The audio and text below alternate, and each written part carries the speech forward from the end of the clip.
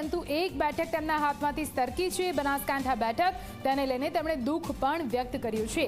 મુખ્યમંત્રી ભૂપેન્દ્ર પટેલે જનતાનો આભાર માન્યો. ધરા બિલકુલ. હવે ક્યાં ક્યાં ખામી રહી છે, એક બેઠકમાં જે ત્રુટિ રહી તે મુદ્દે ચર્ચા કરવામાં આવશે અને ત્યારબાદ વધુ એકવાર આ જ રીતે પ્રેસ કોન્ફરન્સ કરી તમામ જે માહિતી છે આપવામાં આવશે. અત્યારે CR પાટીલે તમામ જનતાનો આભાર માન્યો છે.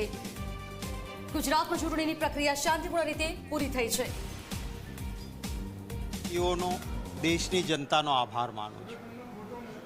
એક વખત ફરી દેશની જનતાએ અને ગુજરાતની જનતાએ એ સાબિત કરી આપ્યું કે લોકતંત્રમાં લોકો મહાન હોય છે, કોઈનો અહંકાર, કોઈ પક્ષ કે શખ્સ મહાન નથી હોતો.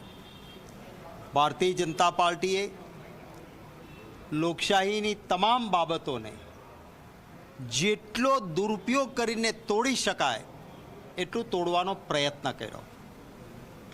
અને કોઈ પણ સ્પર્ધા હોય એમાં અંગ્રેજીમાં કહેવાય છે equal level of playing field, એટલે સમાન વ્યવસ્થા બંને બાજુ હોવી જોઈએ.